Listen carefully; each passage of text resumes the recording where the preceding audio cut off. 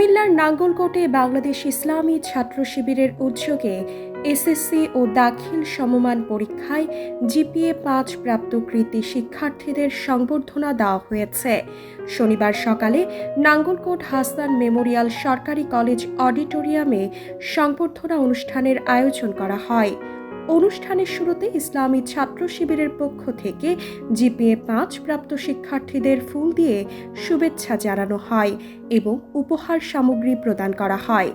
ইসলামী ছাত্র শিবির নাঙ্গলকোট উপজেলা দক্ষিণ শাখার সভাপতি শওকত হোসেনের সভাপতিত্বে অনুষ্ঠানে প্রধান অতিথির বক্তব্য রাখেন ইসলামী ছাত্র শিবির সাবেক কেন্দ্রীয় সভাপতি মাওলানা মোহাম্মদ ইয়াসিন আরাফাত। প্রধান বক্তা ছিলেন নর্থ সাউথ ইউনিভার্সিটির সহকারী অধ্যাপক ডক্টর শিব্বির আহমেদ।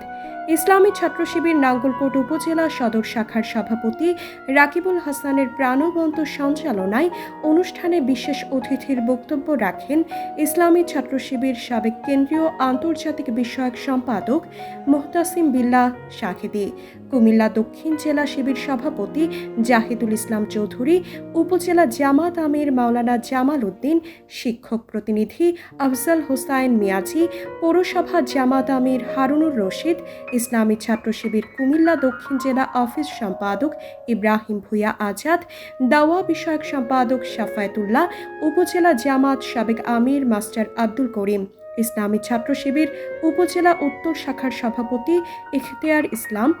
এ সময় উপস্থিত ছিলেন নাঙ্গলকোট পৌরসভা জামাত সেক্রেটারি অ্যাডভোকেট আনোয়ার হোসেন, চট্টগ্রাম বিশ্ববিদ্যালয় জিএস মনির হোসেন সহ বিভিন্ন পর্যায়ের নেতাকর্মী ও শিক্ষার্থীরা। বক্তারা কৃতী শিক্ষার্থীদের অভিনন্দন জানিয়ে বলেন, ভালো ফলাফলের পাশাপাশি শিক্ষার্থীদের নৈতিকতা, দেশপ্রেম, মানবিক মূল্যবোধ ও দায়িত্বশীল নাগরিক হিসেবে গড়ে ওঠার প্রতি গুরুত্ব দিতে হবে।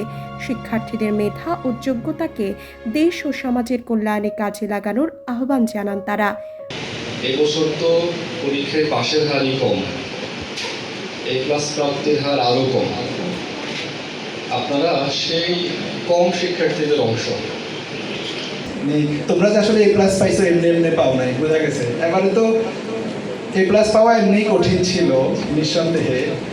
তোমরা হচ্ছে একদম ক্রিমি স্টুডেন্টগুলা। আমি জানি তোমাদের মতো আরও অনেকেই আছে যারা হয়তো অন্য বছর পরীক্ষা দিলে এ প্লাস পেয়ে এখানে আসতো এবার, কিন্তু তোমরা একদম এ প্লাস পাওয়াদের মধ্যে একদম ক্রিমি স্টুডেন্টগুলো। আজকে ক্লাস 7-8 থেকে শুরু করে এই অনৈতিক সম্পর্কের গল্প ঘটনা আমরা অহরহ শুনছি। একজন মা, একজন বাবা কখনো একজন সন্তানের অকল্যাণ কামনা করে না।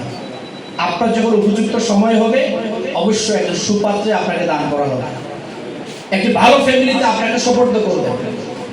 একজন পিতা মাতা যত পরিশ্রম করেন, অর্থ উপার্জন করেন, মাথার ঘাম পায়ে ফেলে যা করেন বেশিরভাগই সন্তানের জন্য করেন।